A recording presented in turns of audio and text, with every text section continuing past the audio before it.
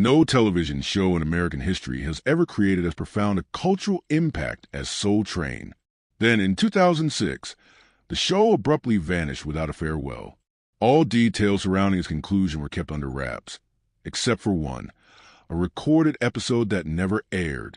What unfolded behind those unreleased scenes? Let's go back to the beginning to explore today's story in depth. Hey there and welcome aboard. You're right on time for another super slick ride on the Soul Train. Don Cornelius was born in 1936 in the south side of Chicago, growing up in an America deeply divided by racial segregation.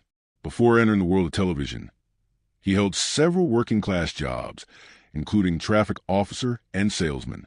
In 1966, he enrolled in a short-term broadcasting course and was soon hired as a reporter at WCTV, a local Chicago station.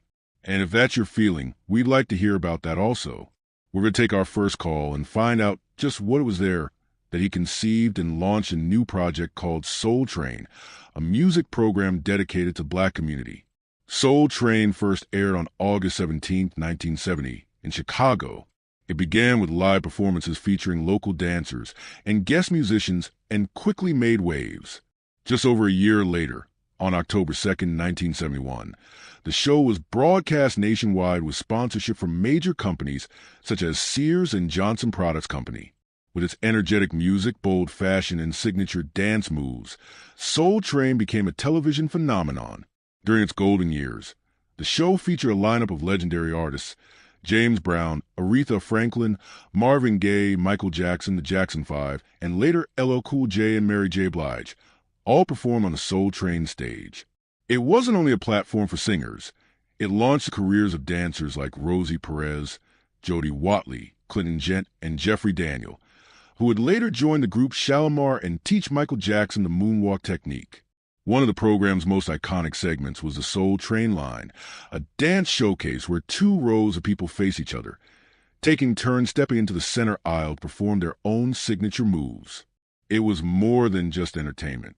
It was a space for self-expression, fashion, culture, and personal identity. For viewers, it became a weekly cultural ritual. For participants, it was a chance that could change their lives. Don Cornelius was more than just a host. He served as executive producer, editor, and the creative force behind the show's entire identity. His demeanor, calm, refined, and serious, gave Soul Train a unique character unlike any other music program of the time. Cornelius delivered not only a stage, but a vision. Television should not be a privilege of any one group, but a space where all cultures are represented truthfully and positively.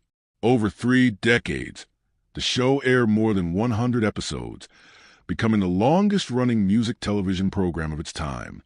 At its peak in the late 1970s and early 1980s, Soul Train averaged weekly ratings of 4.5 to 5.0. Fashion and cosmetics brands targeting the Black community saw it as a perfect promotional platform, further cementing the show's central role in mainstream cultural life. Beyond television, the Soul Train brand expanded into other ventures: music awards, fashion events, and merchandise. Don Cornelius consistently ranked among the most influential figures in Black entertainment.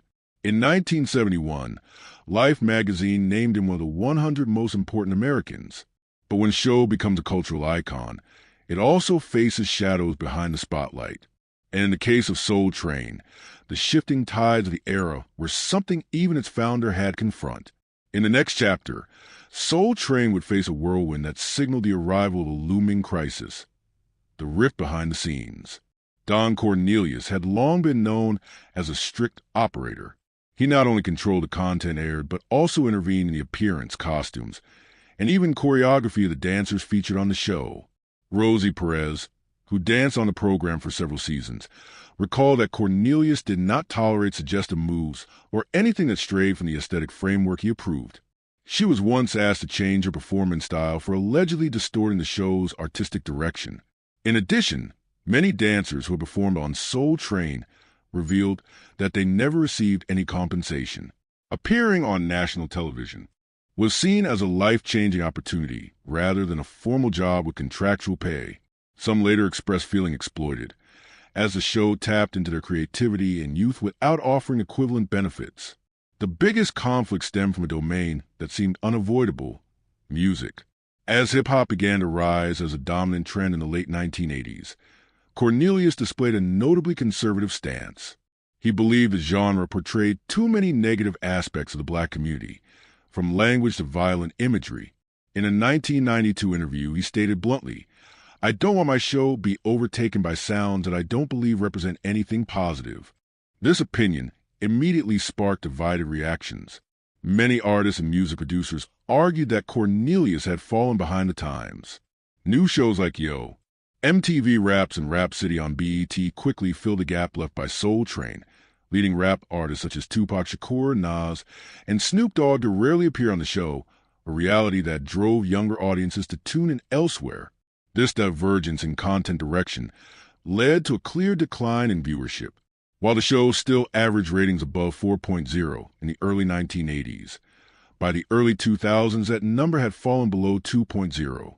Local stations began rescheduling or replacing it with fresher, more appealing programs. In 1993, Don Cornelius officially stepped down as host, ending 23 years of consistent on-camera presence. The role was then passed on to new faces like Maestro Clark, Shamar Moore, and Dorian Gregory. Although each brought their own energy, none could replicate the calm presence and symbolic authority that Cornelius had embodied. Attempts to revitalize the show by changing hosts, redesigning the stage, and inviting more hip-hop artists were largely seen as temporary fixes. The outdated content foundation, combined with patchy reforms, made it difficult for Soul Train to maintain its competitive appeal. Between 2003 and 2006. The number of episodes produced per season was cut back, and the production team underwent significant changes. The show's internal structure was no longer stable. Some longtime editors resigned. Technical staff moved on to other projects. Mounting production costs and outdated content raised questions among investors about the show's viability. As for Cornelius, he gradually disappeared from public events, nearly ceasing all public commentary. What was once a source of pride now seemed confined to memory. Soul Train continued to air weekly, but it was no longer a cultural cornerstone. Younger artists sought out other stages. New dancers didn't stay long. The program entered a state of stagnation. Then in 2006, during a period when the show had clearly lost its direction, an unusual taping session took place. No one ever disclosed what happened backstage, but from that point forward, Soul Train never returned, the episode banned forever. In March 2006, Soul Train entered what was supposed to be a routine taping session in Los Angeles. On paper, it was just another episode in the show's final season. But according to numerous accounts from those present that day, the atmosphere on set was unstable from the start. The production crew had been reshuffled at the last minute. The guest list was disorganized, and there were signs of a lack of direction from senior executives. Some sources claimed that Don Cornelius was backstage, although he no longer held an active production role. Longtime staff members said he openly showed disappointment with the program's current trajectory. The episode was scheduled to feature a rising hip-hop artist. However, the event began nearly an hour late due to disputes between the artist representatives and the logistics team. A former editorial staff member revealed that the performance crossed visual boundaries traditionally upheld by Soul Train. It included provocative visual elements, choreography, and costumes that were deemed incompatible with the show's original vision.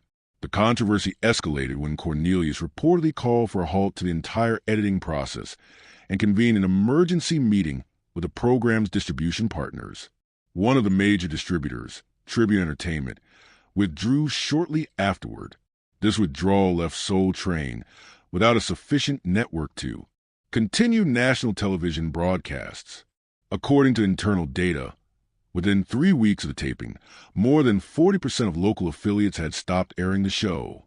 No formal announcement was made, but industry insiders understood this was effectively the final episode. The official website stopped updating, television networks replaced the show's time slot with other programs, and the production schedule was indefinitely canceled. Not long after, several media reports began referencing the buried episode as the primary reason behind the show's end. Although it never officially aired, footage from that day's taping remained in the possession of several former staffers. Fan pages on social media discussed the incident and referred to it as a cursed performance. The controversial episode did more than disrupt a single taping. It marked the silent end of one of the most iconic television programs in American history. But every ending leaves a trace, and for Soul Train, the consequences of that fateful moment went beyond going off the air. It became a fracture in the very legacy Don Cornelius had worked so hard to build. Tragedy strikes the man behind it all. Right after Soul Train went off the air, the media fell silent. Don Cornelius, the man synonymous with the brand since day one, declined all interview requests following the incident. In a brief appearance on a local radio station in 2007, he simply said, "I think it went far enough." From that point on, he almost completely withdrew from public life. Many believed he felt betrayed by the very system he once controlled when new hands steered the show in a direction he no longer recognized. While the public remained confused, a few former dancers and guest performers began sharing personal reflections. Rosie Perez called the show's sudden end an unnamed sadness. Dorian Gregory, the host during its final stretch, admitted that no one on the team had received clear communication. Many only realized the show was over when the internal taping schedule disappeared from the system. Independent media began digging deeper, publishing a series of analyses on the program's collapse. A 2008 article in Vibe magazine stated, "Soul Train wasn't canceled because of ratings. It was canceled because trust within fell apart." The Soul Train Awards, which had run annually since 1987, continued but were separated from the original program's brand. Though the awards were created by Don Cornelius, control was fully handed over to BET in 2009. Subsequent ceremonies adopted a more modern tone and rarely referenced the show's golden years. This only deepened the sense of loss among longtime viewers, as if a cornerstone of pop culture had been erased without explanation. Meanwhile, digital platforms began to revive the archives of Soul Train. Old VHS recordings and performance clips from the 1970s and 1980s were uploaded to YouTube, garnering millions of views. A new fan base emerged, mostly composed of younger audiences who hadn't grown up with the show but were drawn to its music, fashion, and classic performance style. Still, the final years, the turbulent 2000s, remained largely unspoken. What stood out was a string of personal troubles that followed Don Cornelius after the show ended. In 2008, he was arrested on charges of domestic violence, though he was not sentenced to jail. In 2012, Cornelius died by suicide at his Los Angeles home, leaving behind numerous unanswered questions. The Los Angeles Times, in a memorial piece, wrote, "Though he was a trailblazer, Cornelius exited the main stage in the quietest way possible after his passing." Television historians began re-evaluating the entire journey of Soul Train. Some referred to it as a fragmented legacy. Others believed the show had fulfilled its historical role, and its quiet ending was simply the natural course of decline. But what remained undeniable was that the 2006 broadcast shutdown was still shrouded in unresolved mysteries. Observers called it the Soul Train curse, a phrase more symbolic than literal. But when looking at the fates of those who had long been part of the show, from dancers to its founder, the sense of an uneasy ending feels real. The emotional toll, more than the financial loss, was what many former staff members still carried heavily to this day. Though it ended quietly, the legacy of Soul Train continues to shape culture both artistically and in collective memory, and it is these unfinished fragments that have paved the way for efforts to preserve its legacy in new forms, an immortal artistic legacy. Nearly 2 decades after its disappearance from television, Soul Train has not faded into oblivion. Rather than being left in the past, the program has become a subject of revival across various forms, from documentaries and dramas to museum exhibitions. Each of these works affirms one thing: the influence of Soul Train still pulses through popular culture, especially within the African American community. In 2019, BET announced its first full-length biopic on Don Cornelius' life, titled American Soul, starring Sinqua Walls as Cornelius. The series portrayed the show's early days amid a volatile American society.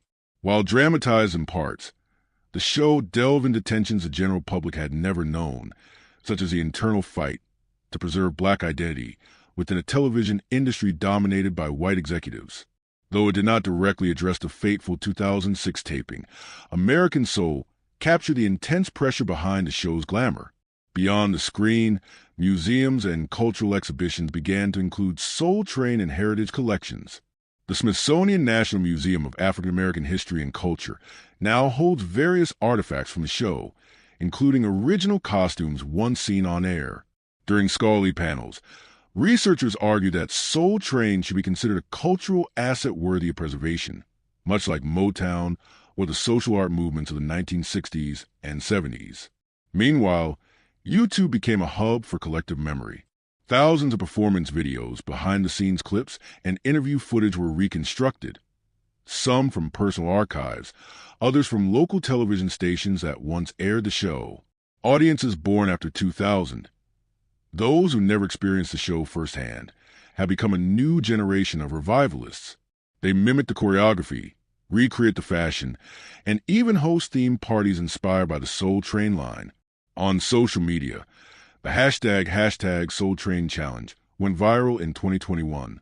Young artists like Lizzo, Anderson .Paak took part, posting videos dancing in the show's classic style. Some groups even held costume competitions themed around the 1970s to honor the show. Once overlooked, Soul Train has been re-recognized as an endless source of inspiration, not only for artists but for general audiences as well. From a historical standpoint, many scholars are now calling for a full restoration of the series from 1971 to 2006. A number of tapes, especially from the early years, have been digitally remastered and made available on streaming platforms. But the final seasons remain largely untouched. The last episode, taped in 2006, though never destroyed, has still never been released to the public. Many believe it will never be officially published due to legal and content sensitivities. The legacy Don Cornelius left behind is no longer measured by the number of episodes aired, but by how the show defined a concept. A music program not just for entertainment, but as a cultural declaration. Soul Train was the first place where Black Americans saw themselves on national TV. In their clothes, their dances, their music. It was a rare form of power, especially during an era still marred by racial segregation in the early 1970s. The abrupt silence of 2006 could not erase that. On the contrary, it turned Soul Train into an interrupted icon, and it is that incompleteness that fuels the public's desire for answers. What remains is more than performance footage. It is a shared memory for generations. Those who danced to Curtis Mayfield, sat in front of the TV on Saturday afternoons, and believed there was a place on screen where Black dreams were allowed to exist. Though Soul Train ended nearly 20 years ago, the values it left behind remain vivid in memory and popular culture. The unaired episode may forever stay in the shadows, but the light Don Cornelius ignited continues to spread. That light is not only the legacy of a television program, it is a statement of identity, voice, and presence for a once overlooked community. And sometimes, what never aired is what history remembers most. If you ever watched Soul Train or are just discovering it now, share your thought below. What scene do you remember most?